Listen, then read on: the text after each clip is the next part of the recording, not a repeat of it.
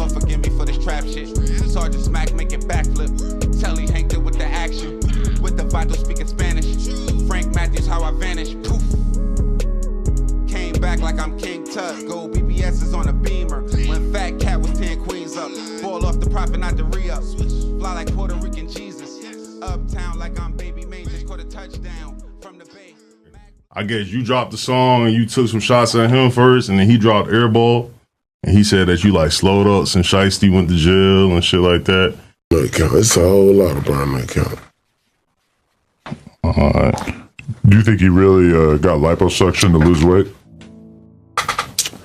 On some G shit though, I really feel like y'all playing with me because I really been said fuck this shit. We can't go to the next question. All right, we can move on. I just like, you had some funny bars in the whole thing that I just kind of wonder if it was serious or not. Shit back up. Nah, I ain't on that. Nah, we f with money back too. too. Talking about that right now, bro. All right. No liposuction. Got it. I said f this shit 5 minutes ago. Fuck, bullshit. All right. I'm just saying though, now. No, I don't want to disrespect you at all. Now I'm saying, say for instance, now what if somebody get hurt? What if somebody die? So Nuskie, how did you meet? Like, how did you get with Bread Guy? I ain't know when I was in jail. See, I ain't never known when I was in jail. This all I used to listen to though. So when I got jail, my nigga Drake, he was already around and shit. And we had some people shit going on. Okay. At this time, did I had made bones like all of my brothers that. All of me with my brothers. What's your relationship with Moneybag? With my big brother. We like blood, like him and G, like we like blood. Like, how much do you miss Nuskie, man? I couldn't put it in words for it. And I know this the interview, I wish I could. I couldn't even put it in words. I ain't never missed a nigga that much, like, in my life. I ain't never lost a friend, a cousin, a homie that close to me in my life. Like, he taught me everything I know. We taught each other things. Like, we grew up together. We shared clothes together. Like, my mama know his mama, he like, man, you gotta know Miss Sheila. Miss Sheila ain't let nobody in her house beside me. I'm coming in there, like, she know I'm nephew, you know what I'm saying? Like, this is my brother. Before I started school, he was already going to school with my big cousin. I'm like, from the mud, from Ventry. See, me and Nunu really Ventry babies. We from the Ventry. Oh, okay. But you know, I lived in the King Gate too. Like, I lived this side of the Haven. This is all this. King Gate and Ventry, King Gate and Ventry. You know what I'm saying? That's what we thugged it. But like, you know how I go. Nigga have different apartments, different hoods. Do you still be over there in your neighborhood? I mean, when I got a chance at this point in my life, I ain't just going to the hood lollygagging. Like, if I came through to go get her with some schools or go see my family or something, I might go stop, see some of my 10, 15-year niggas or something, go kick it with them, barbecue, and get right back up out of there. But like, I'm too much of a risk. Like, I got too much to lose to just be chilling on the block. You know what I'm saying? Anything can happen. Like, anything can happen on the life. All warfare is based on deception. Sun Tzu, The Art of War, Chapter 1, Laying Plans. In most wars, it starts with territory, not with gunfire, not with blood, but with strategy. Small moves meant to gain the upper hand. In Memphis, this battlefield wasn't the streets, it was the studios. Labels would become recruitment battalions. The city's next stars would be frontline assets. And what would begin as ambition, empire building through talent, would turn into something way more sinister. The way I looked at it, it pretty much turned into an arms race disguised as a search for the city's next stars, which would eventually erupt in war. And in war comes death. And when it comes to your friends, do you have a best friend? Yeah, I got a best friend. He passed away though. And care to share who he was? Shit, his name Nuskie. His name Nunu. My brother, he died in January, you know what I mean? So How did he die? well, just in the streets, he got killed. You know what I'm saying? Unexpected. The same day, this was crazy, the same day I got the call about him, I was buying a Phantom. I had just renegotiated my deal. Shout out to Interscope. Renegotiated my deal, and I was buying a Phantom. You know what I'm saying? I was buying a Phantom, but I had just talked to him the day before that, and I was like, bro, the money in the bag in, the big bag in, and we finna do this, we finna do that. He like, oh, they don't want to see no gangster with no money. This is the last thing I remember him saying, like, they don't want to see me with this money. So boom, I was on the showroom floor. I was buying, getting a Phantom, Rolls Royce, and they called me. I'm pulling off. I'm finna gas up. I'm across the street from where I got the car from. Pulling over the car, say, they call, bro. They saying Nuskie, call, check on him. One answering the phone. Mama and his baby mamas, them just stamped it. You know, they stamped it, so that was a hard situation. You know what I'm saying? When the enemy is united, divide them. The Art of War, Chapter 6, Weak Points and Strong. In a city like Memphis, sometimes alliances are made and sometimes they're inherited. And when you change sides, you don't just lose friends, sometimes you invite war.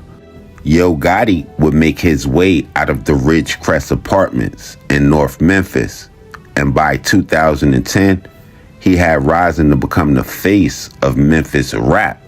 But as we all know, sometimes with power comes enemies. That year, he would clash with OG Boo Dirty, another rapper hailing from South Memphis, who had strong ties to a crew by the name of Young MOBB, a group that would go on to become not only one of South Memphis's most feared gangs, but the entire city. And what would start as a small verbal dispute outside of Levels 2 nightclub would turn into a 6-person shooting, with both artists ending up being arrested and charged with inciting a riot. Though charges would eventually be dropped against Yo Gotti, the damage done that night would be permanent. And by all accounts, it seems like a line would be drawn, one that would split North and South Memphis in ways the city has never seen before. And then came the next domino, 6 long years later. Walker Homes, deep in South Memphis, had long been a stronghold and considered the headquarters for Young MOBB.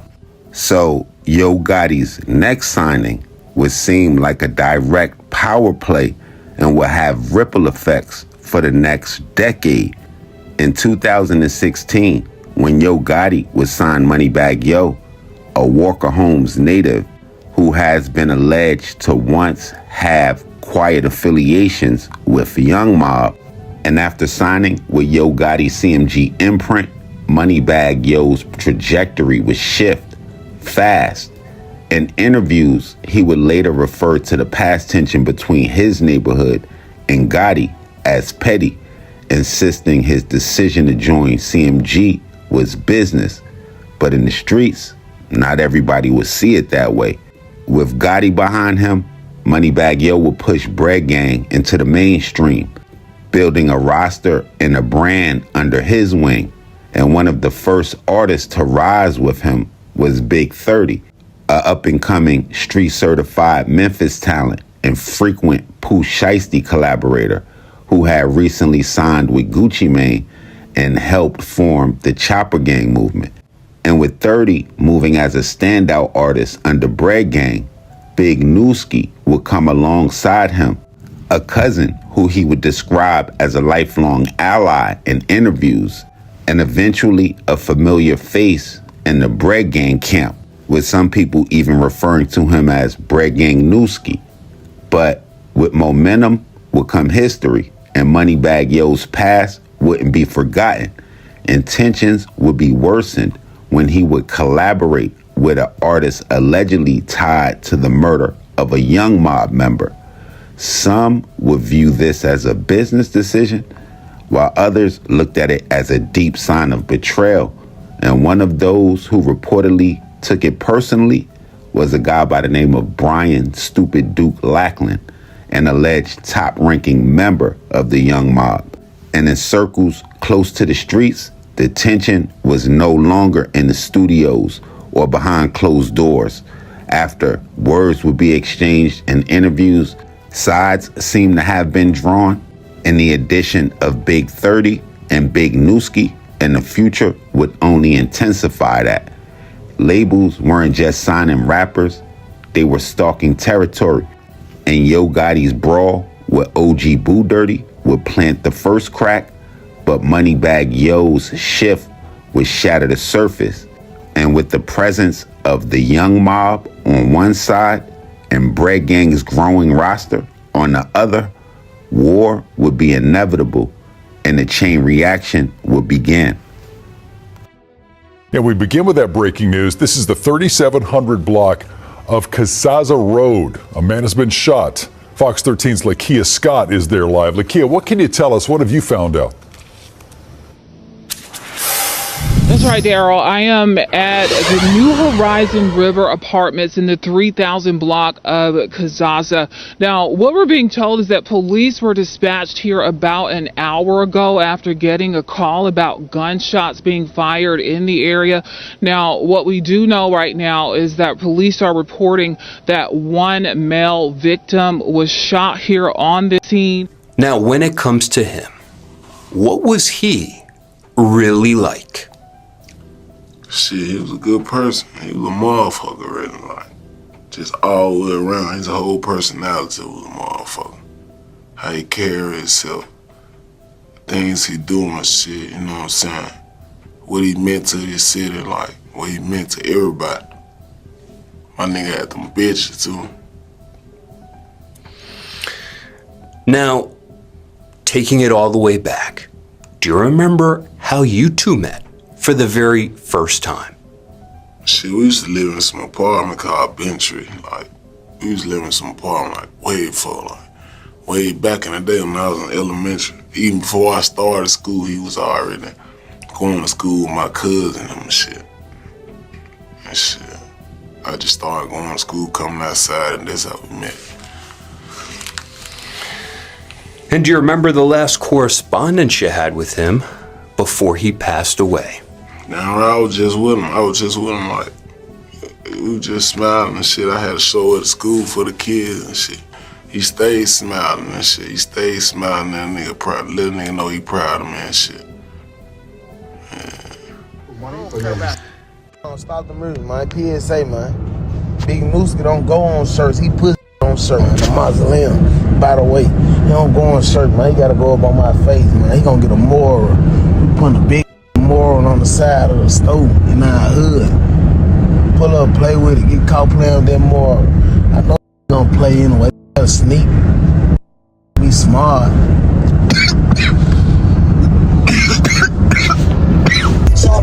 And my dad and my wife, I still got healed though. Still got Nuskie watch. Died in that cardiac. He should be ashamed, y'all. So I won't put my face on the shirt. You know he puts on shirts, man. Better not go get no shirt, man. There is no instance of a nation benefiting from prolonged warfare. The Art of War, Chapter 2, Waging War. CMG's signing spree of guys like Black Youngster and Moneybagg Yo wouldn't just disrupt Memphis rap, it would light a fuse. And with each new addition, Moneybagg Yo leading to Big 30, Yo Gotti's empire expanded like a force attempting to link neighborhoods. And as it visibly grew, so did the stakes. The rivalries was off the chart, the tension was next level, and the line between rap politics and street conflict vanished. And in the eye of the storm was Big Nookski, not just a rapper. Like I said earlier, he was Big 30's cousin, and a rising name within Bread Gang. And as his face would become more visible in the movement, appearing in music videos, being referenced in the music more and across social media, he was a presence really before he was an image, as most what's written online about him doesn't reference anything with music, but him being part of the muscle behind Bread Gang. And as Moneybagg Yo and the crew's persona would rise, Nuskie's presence would grow with it. But in Memphis, sometimes visibility is vulnerability. And especially when your allegiance might tie you into beefs that was cooking before you ever even came around. And on January 28th, 2022, Big Nookski will be shot and killed at the New Horizon River Apartments in Whitehaven, located on Mill Branch Road, a street that Big 30 would often reference as Kill Branch. Police would arrive to find Nuskie suffering from multiple gunshot wounds, and he would be pronounced dead at the scene. And even to this day, there have been no arrests, no charges, just silence. But it would be followed by a storm of speculation online, because in a city like Memphis, somebody like that doesn't die without a reason. Throughout the course of the back and forth, and even to this day, YouTube channels will begin uploading videos dissecting alleged Memphis beefs involving Big Nookski. Reddit threads would surface, painting the picture of a violent back and forth between Nuskie and Stupid Duke, known adversary to Moneybagg Yo. Allegations will point to multiple shootouts between Stupid Duke and Nuskie, with rumors insisting that both had been shot in separate incidents. While none of this had been confirmed in court, the rumors would grow loud enough to shape the narrative. Was Nuskie collateral? Was he part of this war? And in the hours after his death, the tributes will pour in. Moneybagg Yo would change his profile picture to one of him and Nuskie, adding a string of broken heart emojis with the caption, "I got your back forever." Even Key Glock would add "real, recognize real, fly high, grape." To some, it was a nod to Nuskie's ties to Memphis's Grape Street. Pooh Shiesty would post as well, but it was Big 30's words that would hit the hardest. "My heart, my cousin, my everything. This was my worst nightmare." And then it seems not too long after that would come a storm. Moneybagg Yo would release a diss track titled Airball, sending shots aimed directly at Big 30, claiming that he underperformed, squandered his opportunity, and even hinted that jealousy might have clouded their friendship. The shots seemed direct, targeting a rift that may have only existed between them two, but will boil over with Nuskie's death. Not long after that, Big 30 will respond online with his own diss track and accusations of his own, like Moneybagg Yo had no real street credibility, he might have got liposuction, and probably most notably, especially to me, that his Bread Gang deal wasn't based on talent, it was based on protection. And both tracks would kind of cut the surface, but not for what was said, but more for what was revealed, especially for me, seeing it as CMG and Bread Gang grew, it would create its own battlefield, one where inherited beefs, affiliations, and animosity would clash under the mask of music. And to sum it up, that's when I believe Memphis's music rise would turn into a strategic arms race. And it will begin the day Yo Gotti would sign Moneybagg Yo, a South Memphis artist who would inherit Gotti's enemies. Then Moneybagg Yo would sign Big 30, someone with his own allegiances. And with Big 30 would come Big Nookski, who may have unknowingly walked into a legacy of conflict, because as it evolved in Memphis, every chain eventually became a flag, every artist became a soldier, every signing was a statement. And when enough statements get made, someone eventually responds. Sometimes not with lyrics, but with bullets, because in war comes death.